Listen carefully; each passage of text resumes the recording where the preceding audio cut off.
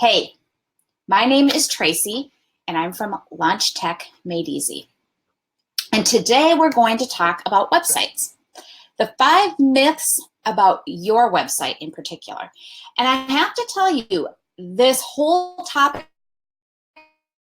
came out in different Facebook groups, and I found lately the same questions are getting asked over and over again about website design. So I decided I needed to answer this in a bigger way to help you understand what is and is not important about your site. So let's dig right in. The first myth that people have about their website is that it is the most important part of their business. It isn't. It just isn't, even if your business is online. Let me tell you, I've had businesses that have had big fancy sites, and I've had businesses with a one-page landing site, and they both got about the same amount of traffic in the first 6 months. And here's why. The first few months that you're in business, no one's going to accidentally stumble upon your website. They just aren't. You could have the best SEO in the world, which SEO means search engine optimization. You could have the best SEO in the world, and the first few months are just not even going to be a blip on the radar for most people. Instead, your website is more likely to get used if someone wants to learn about you or learn about the services you offer, or they want to buy one of your products. And it can be pretty quick and easy to design a website that offers that type of legitimacy without spending months and months and months on it. Throw up a page with some testimonials, talk about your experience, and offer something amazing that people can opt in for to receive. That's all you really need, and it should take you far less time than 6 months to get that going. I've talked to so many business owners that tell me I just want to get my site done so that I can get started. No. That's not how this should work. Put up a simple landing page that explains who you are and what you do, and then offer something free so you can start building your email list. That's what's most important in your business. It's your list. It's not your website. Myth number 2. All website platforms are created equal. Now, if you've been following me for a while, you know I'm all about being frugal. Most places I go with the least amount of money, if I can get away with the lowest cost option, I will do that. And I suggest that you do it as well, and then you upgrade as your business builds. Websites are the exception. Free is not better when it comes to websites. In fact, free is not usually free with websites. You're not going to win any frugality awards with these free and easy websites. The reason is that free is not self-hosted. That means that you're putting time and energy into designing a site that isn't really yours. So if your URL is something like blogspot.your URL, in my case, tracyschoyer.com, or typepad.tracyschoyer.com, you don't own that content in it. So down the road, taking your content off of that site and moving it to another site can be a long and expensive process. You also don't get all the features you need with these free and easy sites. At first, they seem exactly like what you need while you build up a business. It's a place to put in your content, and they're going to help you out with all the tough, tricky stuff, right? But the reality is it's not going to be long before you want to add bells and whistles to your site. And those free sites become quite expensive as you add features or when you decide that you need to move altogether. Furthermore, those sites do not work well for building a following as they are not indexed by Google the same way as a self-hosted site is. Your best bet when starting out is WordPress.org. You will have to host the site yourself, but don't panic because this is not hard. People hear that and they go bananas. This is not hard. You can get hosting through something like bluehost.com or siteground.com for as little as $3.95 a month. And they're going to help you get your WordPress installation set up. But the best part about the whole thing is you're going to own your own domain. And that becomes very, very important down the line.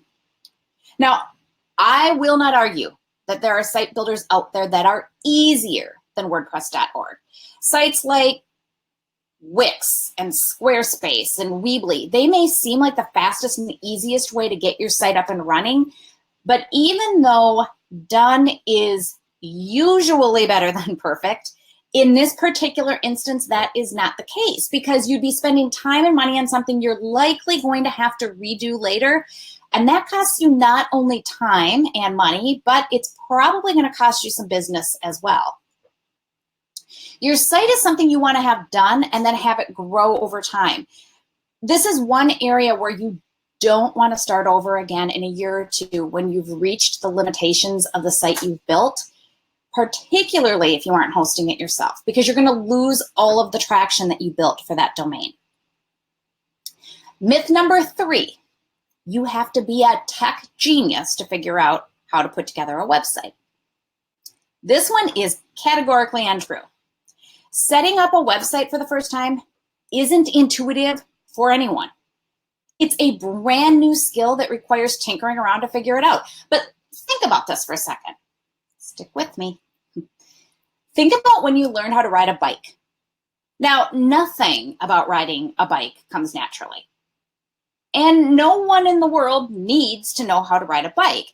Frankly, learning that particular skill is painful. You'll get skinned knees. Heck, if you learned to ride a bike in the 70s like I did, you probably had a few undiagnosed concussions and you didn't even know it. So, as kids, why do we put ourselves through that pain and misery? It's because if we want to keep up with our friends and experience freedom, we needed to know how to ride a bike. It was a skill we needed to learn to live the life we wanted to live.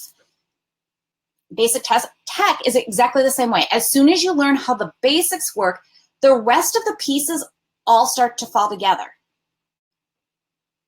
Now, if you're confused about the website piece, it's pretty easy to find somebody to help you. There are a lot of people out there teaching beginning WordPress. And this is something you should learn, because not only is it not hard once you've learned the ropes, the skills that you will pick up in putting together a basic starter WordPress site are going to make so much more sense when you start putting together other things like your email service provider and your landing pages. It's the same types of skills over and over again. And you never want to be at the mercy of a web designer. You need to know the basics about your site. Now, sure, as you grow, you're probably going to hire somebody to manage all of the deeper tech stuff for you, but you still need to be able to keep an eye on them, to know what they're doing, and to be able to communicate with them, for crying out loud. Okay, myth number 4, changing your website as you grow is easy. Now, as your business grows, there are some things you can move and change. It's pretty easy to move your email lists from one service to another. And with most of the platforms and services you need, you can start out at a base level and kind of build as you grow. But websites are not the same.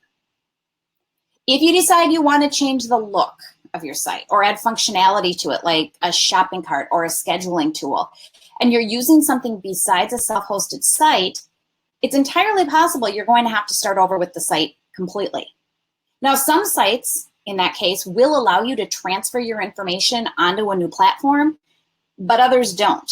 And in any case, the transfer is not going to look the same on the new site. There will be significant work reformatting the content. Now, the biggest challenge about moving all of your content from your original easy-to-use site to something more robust is that deciding to make that move usually comes as a result of not being able to do something with your current site at a critical point in your business. So let me give you an example. It's the night before a launch and you have all of the pieces set up. You have your sales page written, you have your opt-in forms all done, and then you realize, oh my goodness, I forgot to add a button so that they can check out and pay for the course. Now that may seem really, really basic and like you would never forget that. I have done that. I forget that button on almost every one of my launches, except that now I have a process in place to make sure that I don't. Because you get so wrapped up in the other things that you just forget, and you think it's going to be really, really easy for them to check out. With some sites, you could get to that point and you won't be able to add the button that you need or the payment processor that you require. And that is not the time to find out that you should have been on a different type of website. The beauty about WordPress.org is if you got to that point, you go out, you find the plugin that allows you to do what you need to do, and you plop it in and you're good to go. Sure, it's a little more technical than that, but that's the basic idea.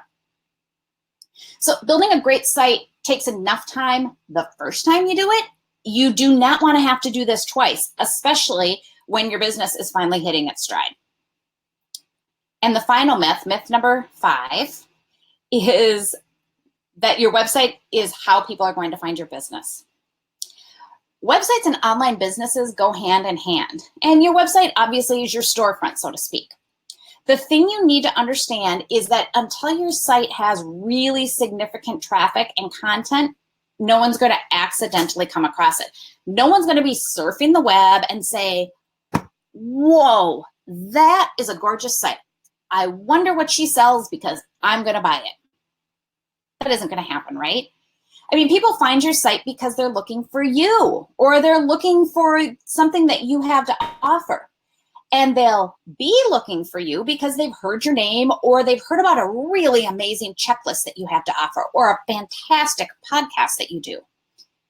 It takes a very long time to show up at the top of a Google search. So while you're waiting for that to happen, you have to focus on the parts of your business that are going to drive people to the very simple web page you set up that explains who you are and what you do and offers something really valuable and cool to them.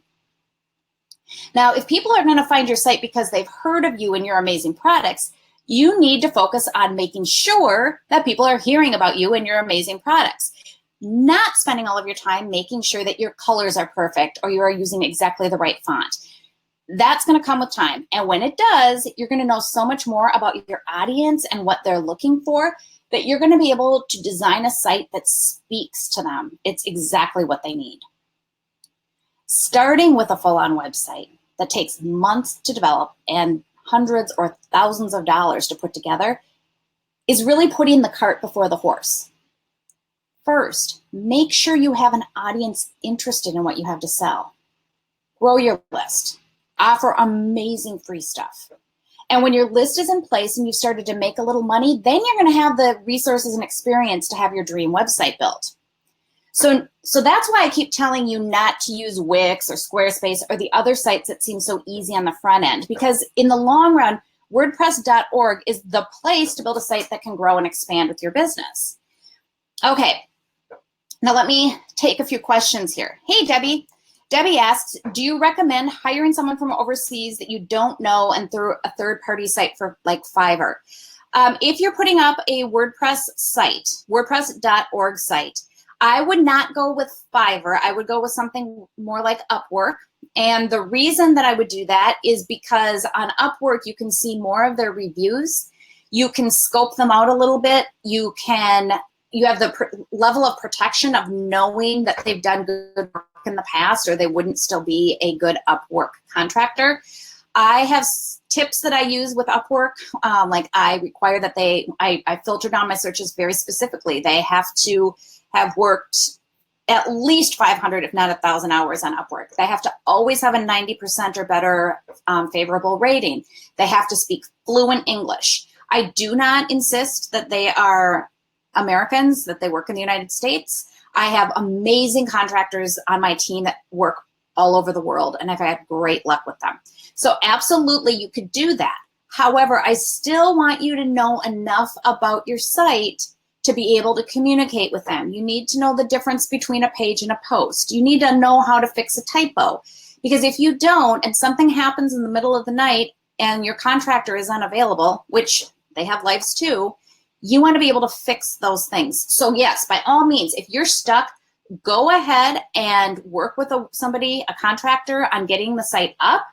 But don't make it so fancy right away that you are lost immediately, and work with them so that you're understanding and learning what they're doing. One really good thing to do with them is ask them to record themselves doing the steps. They should be able to use a program like Loom, Loom, or Snagit, or there's a bunch of other ones. vidIQ is one that I've used, where they can record what they're doing and send you those recordings so that you can go in and replicate the steps that they've taken and fix things. Never, ever, ever let a contractor talk you into doing something very, very customized so that it won't be like anybody else's, because what that means is that you will have to hire that designer to fix anything you want changed, and that can get really expensive. Okay. Any other questions? Doesn't look like it. So I hope that that helped. If you have any other questions later on, you can pop them right below the video, or you can email me at tracy@launchtechmadeeasy.com. See you next week.